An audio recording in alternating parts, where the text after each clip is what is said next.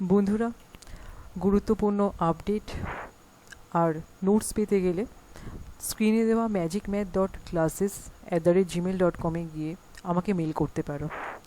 ঠিক আছে, তাহলে শুরু করা যাক আজকের আমাদের চ্যাপ্টার। আজকের chapter quadratic equation.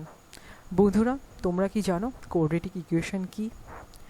Actually quadratic equation হলো এমন একটা ইকুয়েশন যার ফর্ম সবসময়ের জন্য ax² + bx + c = 0 এই আকারে লেখা হয়।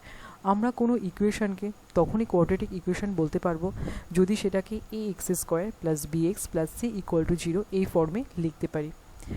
আমি এখানে একটা এক্সাম্পল দিয়েছি তোমাদের বোঝার সুবিধার জন্য। 4x² + 3x - 7 = 0।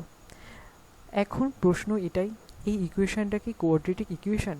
তো বন্ধুরা, তোমাদের কি মনে হয় এটা কোয়াড্রেটিক ইকুয়েশন? অবশ্যই, কারণ এক্ষেত্রে এক্স একটা ভেরিয়েবল, এক্সের এক্সপোনেন্ট স্কোয়ার ফর্মে আছে, তাহলে এটা ax² + bx + c = 0 ফর্মে লেখা যায়। তাহলে এটা একটা quadratic equation.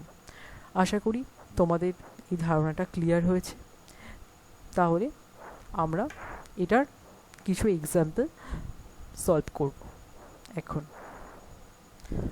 First question, write the quadratic polynomials from the following polynomials by understanding ইট।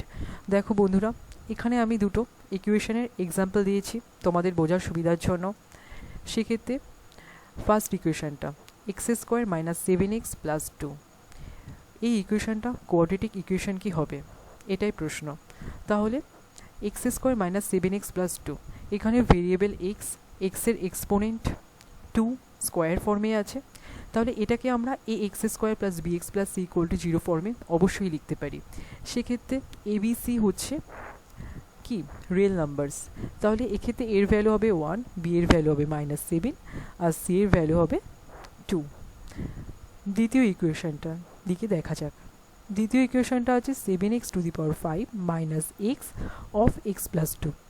তোমাদের কি মনে হয় বন্ধুরা, এই ইকুয়েশনটা কি কোয়াড্রেটিক ইকুয়েশন হবে? তোমরা ঠিকই ভাবছো হয়তো এটা কোয়াড্রেটিক ইকুয়েশন হবে না, কারণ x⁵ আছে। কারণ আমি অলরেডি আগেই বলেছি এক্সের এক্সপোনেন্ট যদি স্কোয়ার ফর্মে থাকে তবেই সেটা কোয়াড্রেটিক ইকুয়েশন হবে, আর অবশ্যই সেটাকে ax² + bx + c = 0 ফর্মে লিখতে পারা গেলে। তাহলে এটাকে আমরা এই ফর্মে লিখতে পাচ্ছি না, তাহলে সেক্ষেত্রে এটা অবশ্যই কোয়াড্রেটিক ইকুয়েশন হবে না। আশা করি এটা তোমাদের ক্লিয়ার হয়েছে। এই টাইপের কোনো কোশ্চেন তোমাদের এক্সামে আসলে তোমরা ইজিলি সেটা সলভ করতে পারবে। Next question, let us determine the power of variables for which the equation x⁶ - x³ - 2 = 0 will become a quadratic equation. তাহলে আগেই বলে দিই কোশ্চেনটা কি বলতে চেয়েছে। এখানে একটা ইকুয়েশন দেওয়া আছে x⁶ - x³ - 2 = 0। এখানে ভেরিয়েবলের পাওয়ার কত হলে সেটা কোয়াড্রেটিক ইকুয়েশন ফর্মে আমরা লিখতে পারবো। তাহলে আমরা জানি বন্ধুরা, আমাদের অবশ্যই x² ফর্মে আনতে হবে। তাহলে x² ফর্মে আনার জন্য আমার এখানে x⁶ আছে, তাহলে আমি বাইরে স্কোয়ার থাকলে ভেতরে কত থাকবে? 2 এর সাথে কত মাল্টিপ্লাই করলে 6 হবে? 3 মাল্টিপ্লাই করলে। তাই জন্য আমরা x³ = k ধরেছি। সেক্ষেত্রে আমরা যখন x³ = k ধরেছি, তাহলে তোমরা দেখতেই পাচ্ছ ইকুয়েশনটা x⁶ - x³ - 2 = 0 আছে। আমরা এখানে x³ এর ভ্যালুটা পুট করে দেব। সেক্ষেত্রে আমাদের কি ইকুয়েশন দাঁড়াবে? k² - k - 2 = 0। তাহলে তোমরা নিশ্চয়ই বুঝতেই পারছো যে এটাকে ax² + bx + c = 0 ফর্মে আমরা খুব ভালোভাবেই লিখতে পাচ্ছি, যেখানে abc হচ্ছে রিয়েল নাম্বারস। তাহলে এটাকে আমরা কোয়াড্রেটিক ইকুয়েশন বলতে পারছি, যেখানে ভেরিয়েবলের পাওয়ার কত? 3। তাহলে ক্লিয়ার হলো? Okay, next question, let us express the equation x + 2 whole to the power cube = x of x² - 1 in the form of ax² + bx + c = 0 and write the coefficient of x², x and x0। তো বন্ধুরা, তোমরা নিশ্চয়ই বুঝতে পারছো কোশ্চেনটা এখানে কি বলতে চেয়েছে। তাহলে দেখা যাক, এক্স স্কোয়ার এক্স এবং এক্স জিরোর ভ্যালু বার করতে বলেছে। তাহলে আমরা ইকুয়েশনটা জানি x plus two to the power whole cube equal to x of x square minus one. তাহলে প্রথমেই আমাদের এই ইকুয়েশনটা সলভ করতে হবে। তোমরা নিশ্চয়ই জানো এ প্লাস বি হোল কিউবের ফর্মুলা কি। যদি না জেনে থাকো বা যদি ভুলে গিয়ে থাকো তাহলে আমি বলছি নোট ডাউন করে নিতে পারো। এ প্লাস বি হোল কিউবের formula a cube plus three square b plus three b square plus b cube. তাহলে এখানে আমরা সেই ফর্মুলাটাই অ্যাপ্লাই করব। তাহলে এক্স প্লাস টু হোল কিউবের ফর্মুলা এখানে অ্যাপ্লাই করলে কি হচ্ছে x cube plus eight plus six x square plus 12x equal to x cube minus x.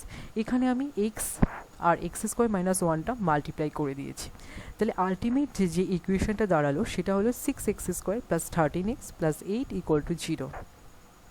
তাহলে বন্ধুরা তোমরা বুঝতেই পারছো এখানে এক্স একটা ভেরিয়েবল, এর এক্সপোনেন্ট স্কোয়ার ফর্মে আছে, তাহলে অবশ্যই এটাকে আমরা কোয়াড্রেটিক ইকুয়েশন বলতে পারি এবং এটাকে x square plus b x plus c equal to zero ফর্মে লেখা যাবে।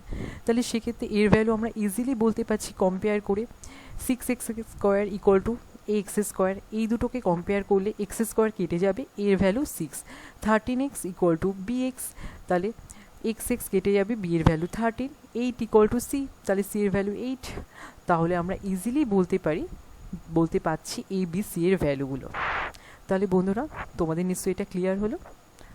তাহলে বন্ধুরা এই ধরনের কোশ্চেন তোমাদের বাড়িতে বেশি করে প্র্যাকটিস করতে হবে, তবেই তোমরা এক্সামের সময় ইজিলি সেটা সলভ করতে পারবে। তাহলে যাওয়া যাক আমাদের নেক্সট কোশ্চেনের দিকে। Next question, let us construct the quadratic equation in one variable from the following statement. প্রথমেই বলে দিই বন্ধুরা, তোমাদের কোয়াড্রেটিক ইকুয়েশন বানাতে বলে স্টেটমেন্টটা ভালোভাবে পড়বে, স্টেটমেন্টের মধ্যেই লুকিয়ে থাকে অ্যান্সার। তাহলে এখানে বলেছে একটা কোয়াড্রেটিক ইকুয়েশন বানাতে একটা স্টেটমেন্টকে ব্যবহার করে। স্টেটমেন্টটা বলে দিয়েছে the length of the diagonal of a rectangular area is 15 metre, মানে একটা রেক্টেঙ্গুলার এরিয়ার ডায়াগোনালের লেন্থ দিয়ে দিয়েছে 15 metre, and the length exceeds breadth by 3 metre, মানে লেন্থটা এক্সিট করে গেছে ব্রেথকে, মানে লেন্থটা ব্রেথকে অতিক্রম করে গেছে 3 মিটার। তাহলে এটা দিয়ে আমরা কি করে কোয়াড্রেটিক ইকুয়েশন সাজাবো, চলো শুরু করা যাক। তাহলে বন্ধুরা তোমরা বুঝতেই পারছো এক্ষেত্রে আমাদের ডায়াগোনালের লেন্থটা দিয়ে দিয়েছে, আর কি বলে দিয়েছে, আর ব্রেথ বলে দিয়েছে, কিন্তু আমাদের কোনটা অমিট আছে কোনটা দেয়নি। আমাদের লেন্থ মানে ব্রেথ এখানে বলে দিয়েছে যে লেন্থটা এক্সিট করে গেছে ব্রেথকে 3 মিটার, তাহলে এক্ষেত্রে লেন্থ ব্রেথ দুটোই সেভাবে বলে দেয়া নেই। তাহলে আমাদের প্রথমেই ধরে নিতে হবে, আমরা প্রথমেই ধরে নেব ব্রেথটা। যদি ব্রেথটা ধরে নিতে পারি তবে আমরা লেন্থটা ইজিলি বলতে পারি এক্স প্লাস 3, কারণ কোশ্চেনে সেভাবেই বলেছে এক্সিট করে গেছে। তাহলে ফার্স্টেই ধরে নিই ব্রেথ রেক্টেঙ্গেলের এক্স মিটার, তাহলে লেন্থ হবে এক্স প্লাস 3 মিটার, আর আমাদের অলরেডি দেয়া আছে ডায়াগোনাল 15 মিটার। আবার আমরা জানি রেক্টেঙ্গেলের ডায়াগোনাল বার করার ফর্মুলা কি, root over length square plus breadth square. তাহলে আমরা অ্যাকর্ডিং টু কোশ্চেন বলতেই পারি দুটোর ডায়াগোনালই সেম, তাহলে root over x plus 3 whole square plus x square, root over x plus 3 whole square plus x square equal to 15। তাহলে আমাদের এখন এই ইকুয়েশনটা সলভ করতে হবে। আমাদের এই ইকুয়েশনটা সলভ করার জন্য তাহলে দুদিকে স্কোয়ার করতে হবে রুটটা তোলার জন্য, তাহলে সেক্ষেত্রে হবে x plus 3 whole square plus x square 15 square মানে 2 to 5। তাহলে ফাইনাল ইকুয়েশন দাঁড়াবে 2x square plus 6x minus 216 equal to 0।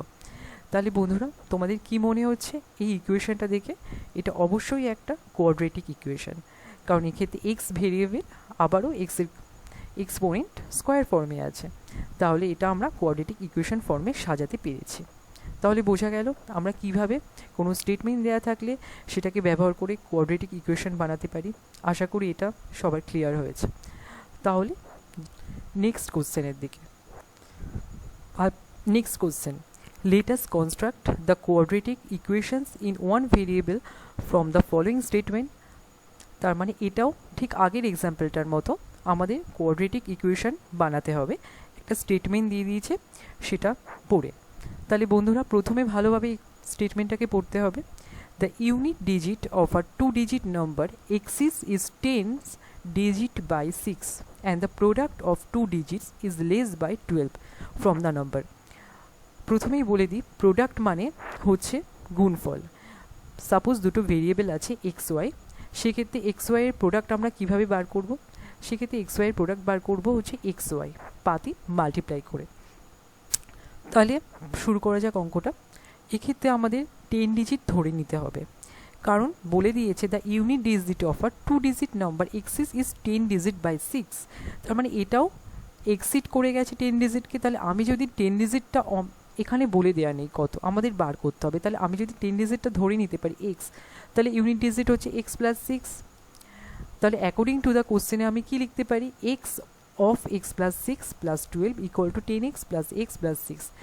বন্ধুরা তোমাদের বলে দিই এখানে এক্স অফ এক্স প্লাস 6 কেন হয়েছে। প্রথমেই বলেছি প্রোডাক্ট, স্টেটমেন্টে বলা আছে the product of 2 digit is less by 12 from the number. তাহলে এখানে আমাদের ডিজিটের প্রোডাক্ট, দুখানা ডিজিটের প্রোডাক্ট হচ্ছে x of x plus 6 plus 12 হয়েছে, কারণ সেটা প্রোডাক্ট এখানে বলা আছে the product of 2 digit is less by 12 from the number. আর equal to 10x plus x plus 6 হয়েছে, কারণ প্রথমেই বলেছি টেন্স, টেন্স বলতে 10 টাইমস বোঝাচ্ছে। তাহলে 10x প্লাস এক্স, এক্স হচ্ছে 10 ডিজিট প্লাস 6, কারণ 6 হচ্ছে এক্সিট করে গেছিলো।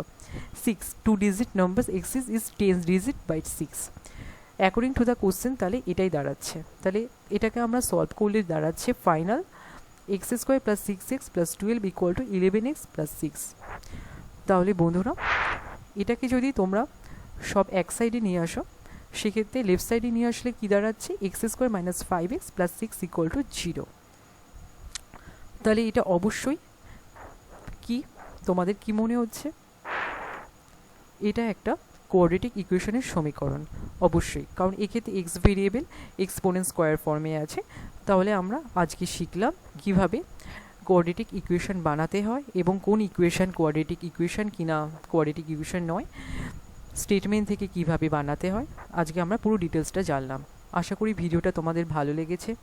যদি কোনো জিজ্ঞাসা থাকে, যদি কোনো এই বিষয়ে প্রশ্ন থাকে, তাহলে আমাকে তোমরা জানাতে পারো চ্যাটের মাধ্যমে।